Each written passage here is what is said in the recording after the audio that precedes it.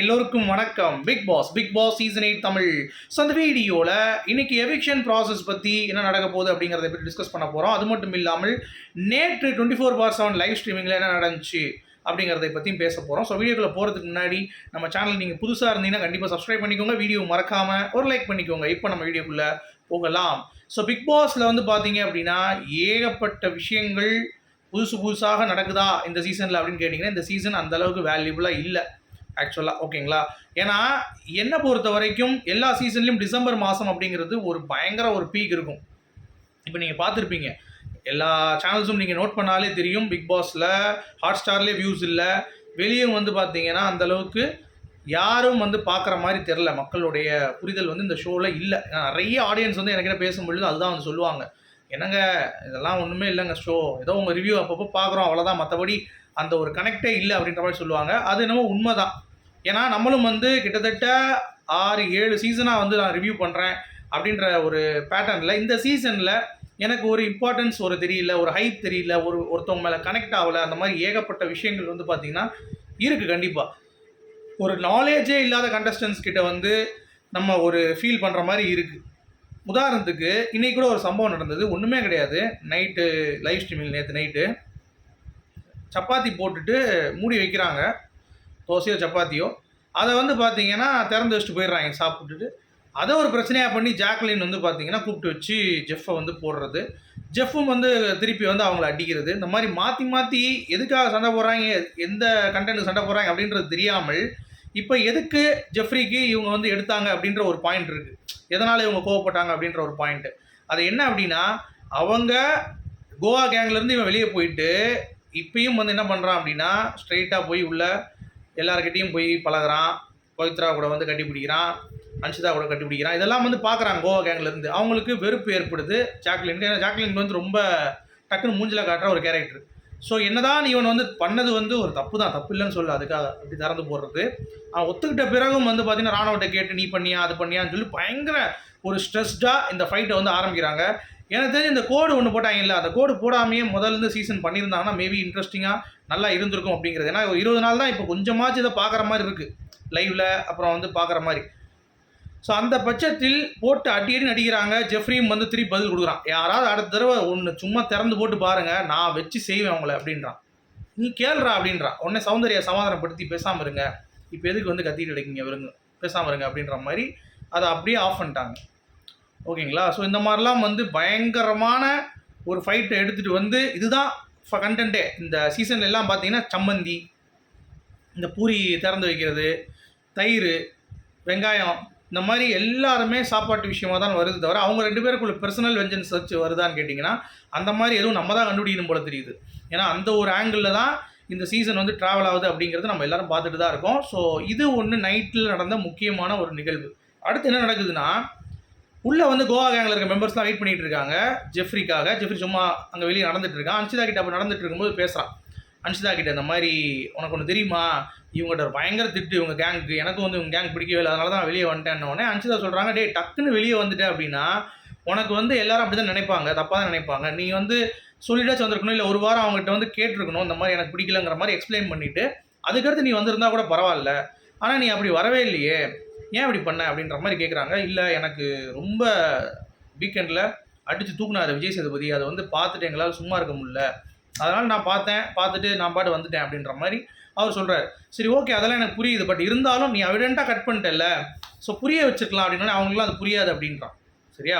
அப்படியே உள்ளே வரவன் என்ன பண்ணுறான்னு பாருங்க, சௌந்தர்யா இருக்கா தண்ணி குடிச்சிட்டு இருக்கா, தண்ணியை குடிச்சிட்டு அப்படியே கட்டி பிடிக்கிறான் சௌந்தர்யாவை. அப்போ இவன் எண்ணம் என்ன ஆக்சுவலாக எனக்கு புரியல. ஜெஃப்ரியோட எண்ணம் என்ன? இவனுக்கு போய் நாமினேஷன் ஃப்ரீ பாஸ் வந்து கொடுத்து வச்சுருக்காங்க, இது என்ன அடிப்படையில் வந்துச்சு அப்படிங்கிறத நீங்கள் யோசிச்சு பாருங்கள்.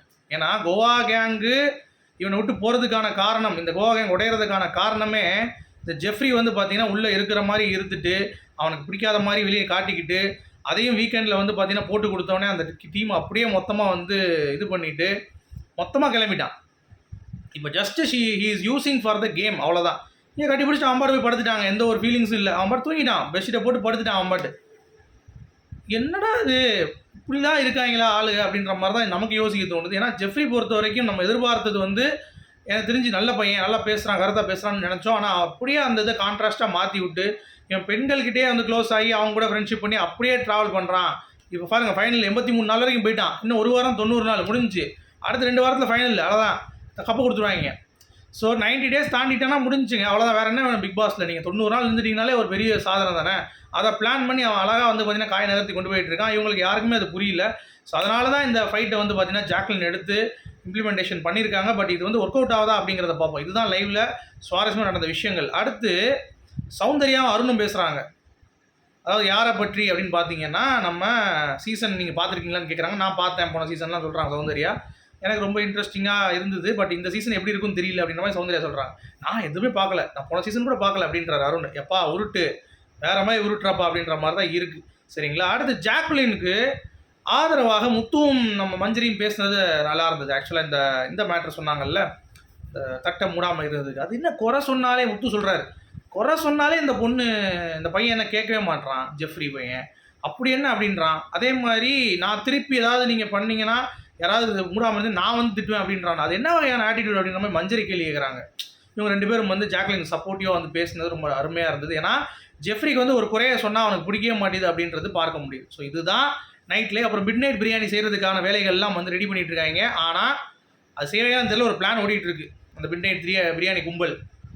ரஞ்சித் வந்து தூங்க மாட்டார், பக்கத்துலேயே உட்காந்து முடிச்சுட்டு கப் எடுத்துகிட்டு உட்காந்துட்டு இருக்காரு. நீங்கள் தூங்கினா தான் நான் தூங்குவேன் அப்படின்ற மாதிரி. ஸோ அவரை மீறி அவரை தூங்க வச்சு இன்றைக்கி மிட் நைட் பிரியாணி பண்ணுறாங்களாங்கிறது இன்றைக்கி நம்ம வீடியோவில் வந்து நம்ம கண்டிப்பாக பார்த்துடலாம். அடுத்த வீடியோவில் நான் சொல்கிறேன், ஓகேங்களா? அடுத்து யார் வெளியேற போகிறாங்க அப்படின்ற அந்த பட்டியல் இருக்குல்ல, அதில் யார் யார் இருக்கான்னு பார்த்தீங்கன்னா பவித்ரா, சௌந்தர்யா, ஜாக்குலின், அருண், சத்யா, ரயான், அன்ஷிதா, விஜய் விஷால், தர்ஷிகா. ஸோ இதில் 2 எவிக்ஷன் வந்து பார்த்தீங்கன்னா ஹைலி பாசிபிள் அப்படிங்கிறத நம்ம சொல்லியிருந்தோம்.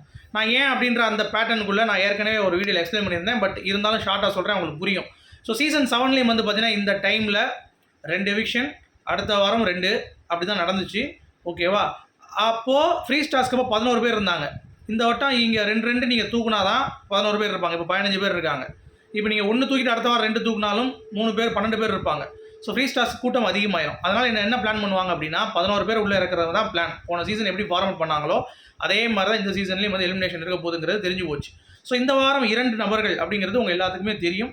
மேக்ஸிமம் 2, அதுக்கு மேலே போகாது. பட் ஒரு எவிக்ஷன் இருக்குன்னா சரவணன் விக்ரமா அங்கே வந்து பார்த்தீங்கன்னா ஃப்ரீ ஸ்டார்ஸ்க்கு அடுத்த வாரம் 1 தான் எலிமினேட் பண்ணாங்க. அந்த இடத்துல 2 பண்ணிட்டாங்கன்னா முடிஞ்சு போயிடும். இப்போ இந்த வாரம் 1 பண்ணிவிட்டு வர வாரத்தில் அடுத்த வாரம் 2 பண்ணாலும் முடிஞ்சிடும். சரிங்களா? கரெக்டாக இருக்கும். ஆனால் வாரம் 2 பண்ணுற மாதிரி இருக்கும். அது வந்து கொஞ்சம் நெருளாக இருக்கும். என்னடா அது டக்கு டக்குன்னு போகிற மாதிரி.